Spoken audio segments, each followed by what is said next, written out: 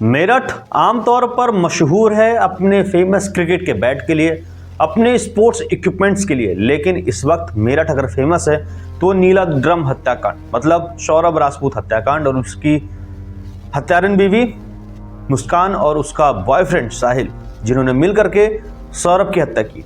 इस वजह से पूरे देश में नीले ड्रम को लेकर के और सीमेंट को लेकर के इतना खौफ है कि लोग मीम बना करके हर जगह इसको वायरल कर रहे हैं और अपने घर से नीले ड्रम और सीमेंट की बोरी उठा करके बाहर फेंकते हुए नजर आ रहे हैं। लेकिन इस खबर में हम आपको क्या बताने जा रहे हैं, दरअसल इस वक्त प्रभु श्री राम का किरदार निभाने वाले अरुण गोविल मुस्कान और साहिल से मुलाकात की जेल में जाकर के, और मुलाकात के बाद साहिल और मुस्कान के अंदर क्या मनोदशा चल रही है, उनके दिमाग में क्या चल रहा है, उनकी मंशा क्या है, उसके बारे में आकर के अरुण गोविल साहब ने बाकी मीडिया में चर्चा किया। अब क्या है पूरा मामला? अब दरअसल क्या सिर्फ साहिल और मुस्कान से मिलने अरुण गोविल साहब जेल गए थे?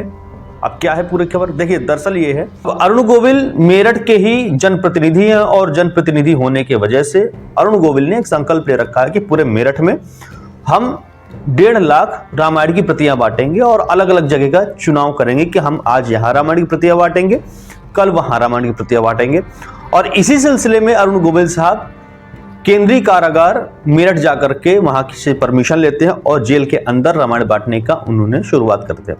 और जब रामायण बांटने की शुरुआत करते हैं तो जेल में जब पहुंचते हैं तो वहां पे तमाम कैदियों को रामायण देते हैं और उन्हीं कैदियों में मुस्कान और साहिल भी थे और उन्होंने मुस्कान और साहिल को भी रामायण दी और उन्होंने ली। तो उस दौरान अरुण गोविल से क्या बातचीत हुई साहिल और मुस्कान की, उसके बारे में आप खुद अरुण गोविल साहब से सुनिए कि उन्होंने क्या बताया। घर का रामायण का जो अभियान चल रहा था, आज जेल में पहुंचे हैं जी, क्या अंदर बहुत मेरे बहुत काफी दिन से मन में था, तो हमने सुमेन साहब से बात की तो उन्होंने बहुत ही हमें सहायता की, बहुत ही सहयोगी हमारे सिद्ध हुए हैं वो। और अंदर हम जेल में गए और सभी लोगों ने इतने प्यार से, इतने सर झुकाकर सभी ने, और हमने ये रामायण ऐसा नहीं कि हमने सबको दे दी, जो स्वेच्छा से लेना चाहे जो भी, तो हमने यहाँ 1,500 रामायण जो है वो उनका वितरण किया है। और सभी लोगों पूरा जब एंट्री होते ही जब रामायण भी लोगों ने देखी तो जय श्री राम के नारों से पूरा जेल जो है वो गूंज रहा था। और हमने 4 जगह पर सुमेन साहब ने इंतजाम किया था कि 4 जगह डिफरेंट उस पर हमने रामायण दी है, महिलाओं को भी दी रामायण हमने, और सभी से ये आग्रह भी किया कि इसको जरूर पढ़ें ताकि हमारे जीवन में जो है वो हमें समझ में आए कि जीवन कैसे जिया जाता है। रामायण धार्मिक ग्रंथ तो है ही, लेकिन साथ ही साथ एक सामाजिक आचरण की गाइड है, पारिवारिक आचरण की गाइड है। तो सभी लोगों ने बहुत श्रद्धा से सर झुकाकर नारे लगाते हुए रामायण ली, बड़े खुश हुए। बल्कि 2 एक कैदियों ने तो मुझे अंग्रेजी में ये भी कह दिया कि वेरी गुड जॉब। मुझे बहुत अच्छा लगा वो सुनकर, और मैंने उनसे यही कहा कि भाई देखो, तुम आ तो गए हो यहाँ पर शुभकामनाएं हैं आपके लिए कि आप जल्दी से जल्दी यहाँ से बाहर हों, लेकिन जाते वक्त यहाँ कसम खाकर जाइएगा कि दोबारा कोई ऐसा काम न करना ताकि तुमको फिर यहाँ आना पड़े। अरुण जी, 2 अंदर कैदी चर्चित हत्याकांड, सौरभ हत्याकांड उससे भी है, उनसे भी मुलाकात हुई?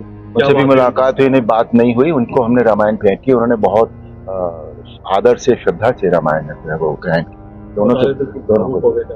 हाँ बिल्कुल, बहुत लोग भावुक हो गए थे यहाँ पर। मैंने देखा कुछ जो थोड़े से लोग थे उनकी तो आंखों में आंसू भी आ गए थे जब मैंने ये उनसे कहा कि ऐसा कोई काम मत कीजिएगा कि आपको दोबारा यहाँ कभी आना पड़े। सांसद जी, वहीं मुस्कान की आंखों में भी आंसू आ गए, भावुक हो गया। जी जी जी जी, हर इंसान कहीं ना कहीं देखिए भावनात्मक तो होता ही है। कभी कभी होता है कि कुछ ऐसा हुआ होगा कि उन्हें इस तरह का जो दुर्भाग्यपूर्ण काम उनके हाथ से हुआ, या जो भी है, अभी तो अंडर ट्रायल है, इस पर कुछ कहना गलत होगा, लेकिन फिर भी भावना तो, संवेदनशीलता हर व्यक्ति में होती ही होती। क्या समझाया आपने उनको जब रामायण? नहीं, मैंने कुछ उनको समझाया नहीं भैया। रामायण पढ़ने मैंने उनको, सब लोगों को यही कहा कि रामायण पढ़िए, इससे बहुत कुछ सीखने को मिलता है। हमें समझ में आता है कि जीवन हमें कैसे जीना चाहिए, अपने लोगों के साथ, समाज के लोगों के साथ कैसे हमें जीवन जीना चाहिए। रामायण हमें यही सिखाती है। क्या उम्मीद करते हैं कि रामायण पढ़ने से परिवर्तन कुछ नजर आएगा? क्यों नहीं आएगा, जरूर आएगा। अब हम सकारात्मक पॉजिटिव सोच लेकर चलेंगे तभी तो जीवन में कुछ करेंगे, तभी तो हमें काम करने का एक इनिशिएटिव अगर हमने लिया है तो यही सोच कर लिया है कि इससे फर्क पड़ेगा। अरुण जी, किसी कैदी ने ये भी कहा कि अभी तक तो आपको टीवी पे देखा था, अब आप साक्षात।